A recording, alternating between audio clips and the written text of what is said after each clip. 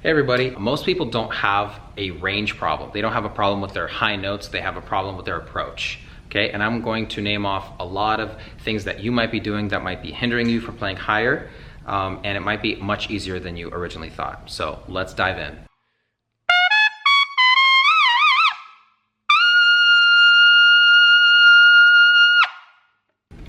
So I teach a lot of trumpet lessons, and the number one thing that comes up is students trying to hit their first high notes by pushing a bunch more air and forcing and overblowing with a lot more effort, which is actually not how you should be training your high notes, and that's not the right approach. So I'll first demonstrate what an overblown, forced, and pushing a bunch of air into the instrument trying to hit high notes. I'll first demonstrate what that might look like.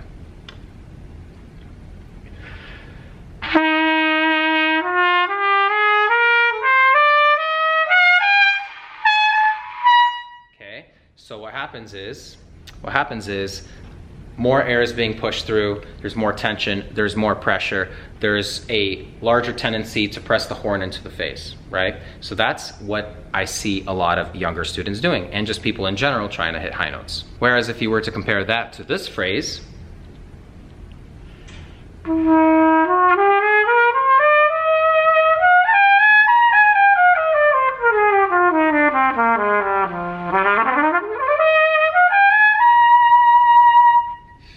very minimal effort, very little air up there for that high C. Now, you're not gonna be able to just play a high C by the end of this video if you're nowhere near that high C, but your approach for your highest note needs to be the same that I just had for that high C, and that's what we're about to jump into. To help fix this and become a lot more conscious of this, this is something I do with a lot of my students in lessons, is mouthpiece buzzing in a specific way. So what we're going to do is we're going to just take the mouthpiece, and you're not going to even tongue the note with, you're gonna create a buzz, but you're not gonna tongue, you're just gonna blow the most comfortable sounding note into the mouthpiece that you can produce. So just take a nice relaxed breath.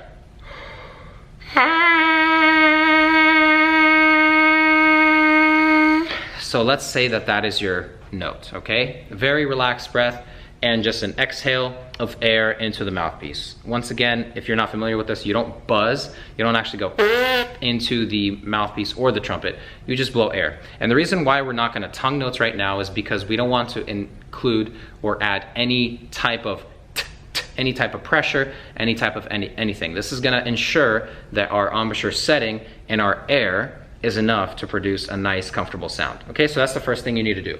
So that stream of air is our stream of water, okay? Now, when we play trumpet, we move our jaw up and down, right? Our aperture, which is the hole between our lips, opens and closes slightly. Our tongue goes higher and lower in the mouth also. These things can create less space and more space for the air to travel through, okay? So we're gonna alternate, during that buzz, we're gonna alternate between an ah and an E, an ah and an E. And when you are going from the ah to the E, you are thinking about minimizing the space, not fully closing it off, but minimizing the space that the air goes through. The key thing here is to not change anything about the air, not change anything about the stream of water. When you want faster water to come out of a garden hose, you put your, half of your thumb, you cover half of the hole, and the water will go faster. That's essentially what we're doing. We're creating an environment in our embouchure first to help the air go faster, okay? So this is something that I do with my students in lessons. We do something called roller coasters, and we, of course, first get that comfortable buzz on this note.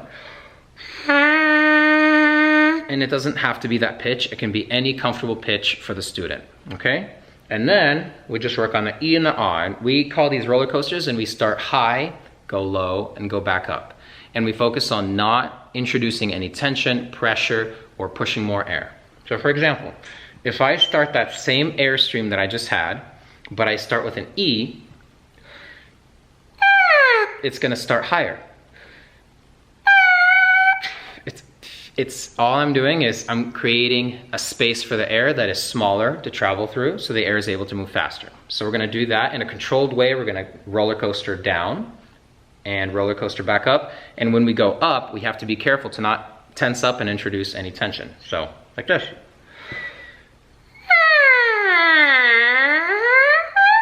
Two, three. So the air stream, generally, the amount of air you're actually putting through the horn stays the same. Everything in your body language should stay fairly the same, fairly similar. The only thing that's really changing is the space that the air is traveling through. So that exercise right there is an exercise that helps a lot of my students then translate this specific exercise to things like lip slurs and arpeggios on the trumpet. And even just today, before filming this video, we had a situation where we were doing some studies out of the Arbenz book, and there was an arpeggio that goes up to the F on top of the staff, and the students were overblowing and they kept missing that note.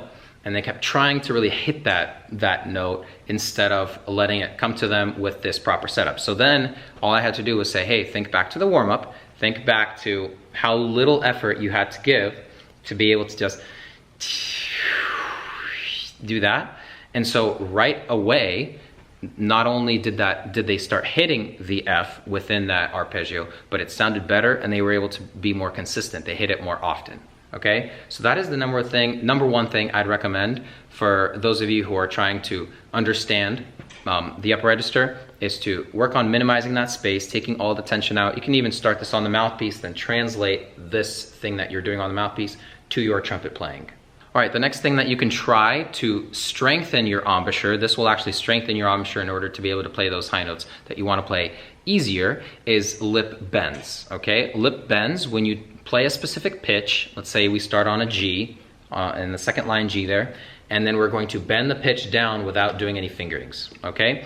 When you bend the pitch down, it takes a lot of control with your air. You have to have a stable air stream. You're not gonna be able to do it without a stable air stream, okay? And the second thing is it really trains your embouchure to hold on to a note that shouldn't really be there, right? You're kind of forcing these notes to be there, so.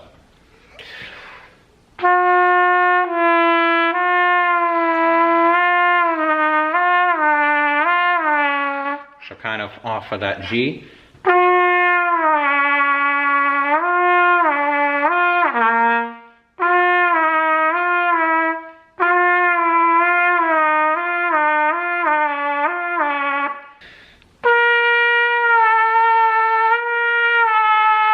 And you can do this exercise off of any note that you're comfortable with, and anything really above that second line G and higher.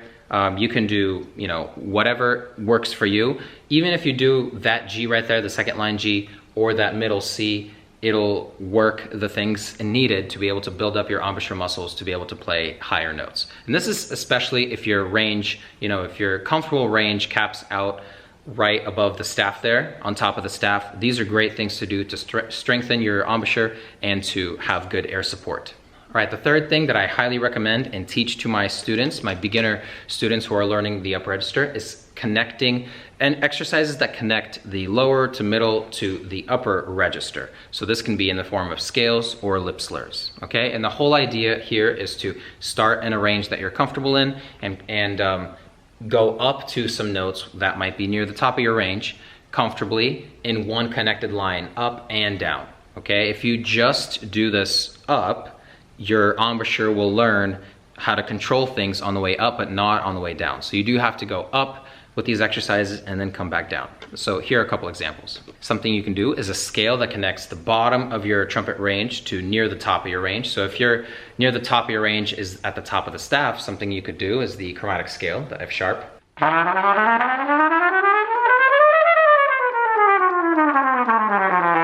Okay, you could also do, arpeggios.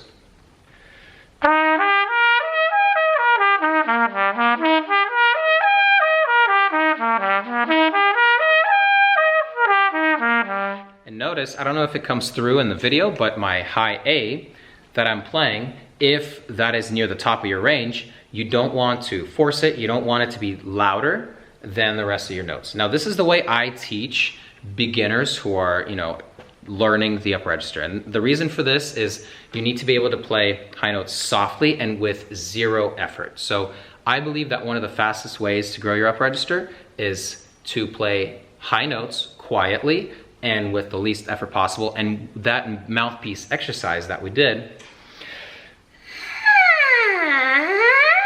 where you just focus on the space, focus on the things that need to happen to give you less space there, start trying to understand the mechanics. And what happens is when you close that space on that high A, I'm actually not trying much at all to play that high A, right? Right on top of the staff there. So that's kind of what I encourage my students to do, and it's been working very well for them, okay? So something you can try is that chromatic scale, this arpeggio. Really, you can do this with lip slurs, really anything that takes you from a comfortable range up and then back down to your comfortable range. All right, guys, and this next point might be one of the most important points in this video, okay? This next point is mental and emotional barriers. If before starting a specific exercise or looking at something, you've already established that a specific note in that phrase is too high, your body is already naturally going to give tension when you try to hit that note, okay? If mentally you're scared of a specific note in the upper register and you have trained yourself to be scared of these notes, your body psychologically, just, without you thinking about it, is going to react with tension, okay? It's gonna react with tension for you to try to hit that note, okay? One of the most important things I've learned is that mental barriers can stay with players for a very long time, 20, 30, 40, well into your trumpet playing careers. These mental barriers stay and stick around with players, and then they forever can struggle with high notes. And that's because they associate high notes with tension, pressure, forcing, pressing the horn into the face, okay? So one of the most important things you can do for yourself is to not be scared of high notes, okay? Work on them quietly. Check out my other videos. I have the upper register blueprint that I released. It's 27 pages of how to learn to play in the upper register properly. I'll link it in the description. Check that out. Watch my other videos. There are many upper register videos out there. Just make sure they're from a credible source, but work on these fundamental things. Work on having the upper register sound easy and simple. And those high notes that look high to you, think of them as part of the phrase that you're hitting. Now, if you have to open with, a super high note, if you are a trumpet player and you're scared to play high, but you have a gig and you have a performance where you have to play a high C as the first note, that can take a little bit of work to mentally feel, okay with just picking up the horn and, right, and just doing that. So it's not always gonna be easy, but one of the main issues is mental barriers. And I highly, highly encourage you to just break those, to not think about those, to not be scared of those high notes, to approach things the right way, and to go for it. The next thing we're gonna talk about is finding your embouchure setup. Okay, there are many, many different ways to set up your embouchure. Many different people have different embouchures and different things work for different people. So a lot of it has to do with what you're comfortable with and how you've been taught and how you've been learning from the very beginning. But if you are a beginner and you cannot play high above the staff at all, that is something you should consider to, try to fix with maybe some embouchure tweaks, because it shouldn't be too hard to be able to produce an embouchure that gets you an easy high note, okay? So I wanna encourage you, place your lips higher in the mouthpiece. That is something I sometimes occasionally mess around with just for fun. Have less top lip in the mouthpiece. You can work on your downstream versus the upstream. So where the air lands in the mouthpiece and where it starts spinning is very important, for high notes, to understand all these things. And these concepts are gonna be they're very personalized, and they're kind of a little bit deeper than for beginners. But what I'm trying to say for the sake of this beginner video is, don't be afraid to mess around with your embouchure a little bit, with your lip placement, your aperture setting, where your lips are, in relation to the cup, your aperture setting, where the air is traveling, how it's going, because you might find a setting that works really well and it makes high notes much easier for you. You can also mess around with, how high or low the tongue is in your mouth when you have a specific setting for high notes. These are things that require zero, effort or tension or pressing or forcing. These are things that you can adjust. And if you can find and fine tune things in your embouchure, with the tongue here, with your aperture and with the cup, if you can find things that are similar to your current aperture that you can change, take note of those things, try to replicate that process, you know, for maybe a couple days. Try to see what it would feel like to connect that aperture setting to your normal one. See how distant or far off it is. Just something for you to think about. Just because the mechanics of the trumpet and high notes, you know, I started on the trumpet 20 years ago. When I first got the trumpet, I was already obsessed with high notes, but the moment my sister picked up my trumpet, she was able to play a higher note than me, and that made me really mad. So that goes to show that I was literally, on my first day of playing trumpet, I remember I was trying to force and play really, really high, and I was playing really loud, obnoxious sounds.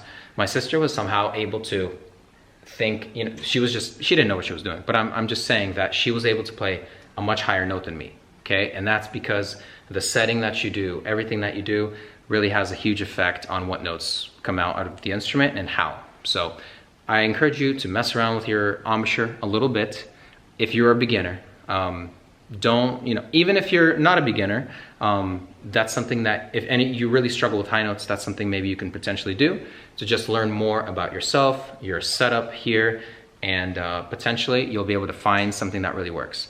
I used to play with this band. We played mariachi music at weddings, and one of the lead trumpet guy there, who I was kind of playing, you know, I was kind of covering for him when he was out, but he was in the prime of his career probably. He's been playing trumpet for many, many years, but he realized that through just practice and spending time on the trumpet, that if he changes this one thing with his tongue right near the top of his teeth, he unlocks, you know, at least 5 notes. He can play at least 5 notes higher. So even professionals who've been playing trumpet for a long time explore and try different things and find new methods that work for them. So I want to encourage you, try it out. And the last thing I'll say is you can have your top note. Let's say you have your top note is the A right above the staff there, okay? I wouldn't spend too much time on that high A if you can barely get that A out. I would spend a lot of comfortable, relaxed time on the E, on the F, and on the G, right below the A, okay? Because if you can increase the comfort level and the embouchure strength of that register right there, right below your highest note will get easier, okay? You risk damaging yourself and introducing bad habits and developing bad habits when you spend a lot of time with your highest notes. The reason is because mentally, even for me, when I think about my highest notes, double C or, you know, a little bit higher, if we think about our highest notes, our bodies kind of go into like a fight mode, and they kind of want to do things that we know we shouldn't, you know, forcing, overblowing, pressing. So the reason for spending more time right underneath your highest note is it helps you keep those good habits that you know you should have, you know, in a register that's more comfortable for you. But it's probably not fully comfortable, because if it was fully comfortable, if that G was fully comfortable right above the staff, then the A would be not too much of a problem, okay? But if that register is not too comfortable, spend more time there and make it feel relaxed, same as the rest of the staff. Then your A will naturally be easier for you because you're developing the proper muscles and you're developing the right way to play in the upper register. If you like this type of stuff, if you like the details and structured ways to improve your upper register, like I mentioned, I have a blueprint, 27-page blueprint of everything I know. It's my philosophy and understanding of playing lead trumpet for over 15 years. It's down below in the description, check it out. I'm also opening up 20 spots for a trumpet summer program. It's not gonna be like a workshop of all together. It's gonna be individual students, you know, individual people being worked with throughout the 10 weeks. And I have the application for that. I'm only taking 20. I'm off for the summer. I'm a teacher, so I'm off for the summer, so I'll be teaching that amount of people and helping them with their upper register. So if you're interested in that, the application will be down below in the description as well. And if you've been wondering about what this is that I'm holding, this is a mini pocket trumpet, and this is from Carol Brass. It's not even a pocket trumpet, it's a mini pocket trumpet. I have a couple of videos that I did comparing this to my actual pro horn, my Wayne Bergeron Yamaha, and I'll link it up here and probably in the description. But these horns are great. This is probably the best quality mini pocket trumpet or pocket trumpet I've ever tried. It's amazing quality and it's great. It's super small, it has a super small case, can fit in your backpack, you can take it anywhere. If you're interested in checking this one out, I'll also link it down below in the description. And I'm playing everything today on the Shilky 15. This is a mouthpiece I've had for quite a while. Focus on control and not force, and your upper register will improve over time. Thank you all so much for watching this video. Please share it if you found it helpful, and subscribe if you enjoyed this video and if you enjoy this type of content. So thank you all so much for being here. God bless you all. We'll see you in the next video.